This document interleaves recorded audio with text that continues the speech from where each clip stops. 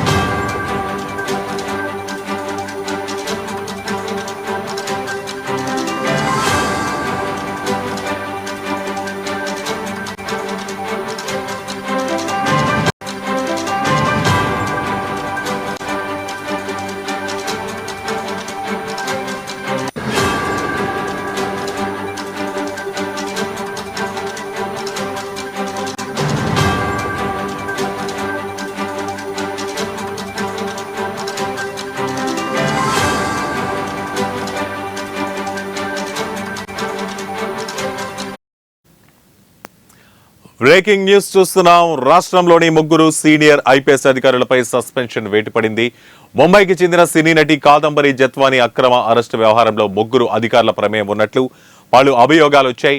Intelligence మాజీ chief PSR Anjaneyulu, IPS అధికారి విశాల్ గున్ని, విజయవాడ మాజీ సిపి కాంతి రాణాలను సస్పెండ్ చేస్తూ ప్రభుత్వం ఉత్తర్వులు జారీ చేసింది. ఈ మేరకు కాదంబరి జత్వానీ కేసులో ముగ్గురు ఐపీఎస్లను సస్పెండ్ చేసింది. రాష్ట్ర ప్రభుత్వం సస్పెన్షన్ ఉత్తర్వులను కాన్ఫిడెన్షియల్ స్టేటస్ లో ప్రభుత్వం పెట్టింది. ఈరోజు Narendra Kumar Jethwani MI Mumbai based heroine doctor మాకు ఒక రిపోర్ట్ ఇచ్చింది. కుక్కల విద్యాసాగర్ అనే అతని మీద ఇంకా కొంతమంది మీద ఆమె రిపోర్ట్ ఇచ్చింది. ఆమెకి అతనితో పరిచయం ఉండి అతను హెరాస్ చేసినట్టు వాళ్ళ మదర్ని, వాళ్ళ ఫాదర్ని, వాళ్ళ బ్రదర్ని అందరినీ కూడా అతను మరి కొంతమంది హెరాస్ చేసినట్టు మాకు రిపోర్ట్ ఇచ్చింది. ఈ రిపోర్ట్ని మేము లీగల్ డిస్కషన్ తీసుకొని, లీగల్ ఒపీనియన్ తీసుకొని కేసు రిజిస్టర్ చేస్తాం. ఆ కంప్లైంట్లో ఉన్న కంటెంట్స్ని బట్టి, ఆ క్రిమినాలిటీని బట్టి ఎవరెవరు బాధ్యులు అన్నది వాళ్ళ మీద యాక్షన్ తీసుకుంటాం, లీగల్గా యాక్షన్ తీసుకుంటాం. కుక్కల విద్యాసాగర్ మరియు కొంతమంది మీద ఇచ్చింది.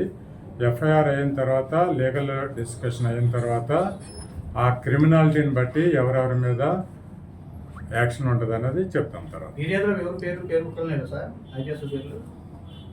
అట్లా ఏమీ లేదు. విద్యాసాగర్ మరియు కొంతమంది ఇక్కడ నిర్బంధించారన్నారు. ఇండో నిర్బంధించారు సార్ ఇక్కడ అమ్మాయిని. అది చూడాలి. అది వేరే కేసులో, విజయసాగర్ పెట్టిన కేసులో ఉంటుంది. అది చూడాలి, చూసి చెప్తాం. ఇప్పుడు ఫిర్యాదు ఇచ్చిన దాంట్లో ఐపీఎస్ పేర్లను మెన్షన్ చేయడం జరిగింది. అది కూడా ఎఫ్ఐఆర్ అయిన తర్వాత చెప్తాం. ఆమె సంబంధించిన వీడియోలు కానీ, తర్వాత ల్యాప్టాప్ కానీ సీజ్ చేశారు, అవి మొత్తం పోయిందని చెప్తుంది కదా సార్. దాని మీద చెప్తున్నారు సార్. మొత్తం మీద ఎఫ్ఐఆర్ ఎంతమంది పేర్లు నమోదు చేశారు సార్, మెన్షన్ చేశారు సార్? అకౌంట్ నెంబర్ అంటే వాళ్ళు ఇచ్చినవన్నీ కాదు,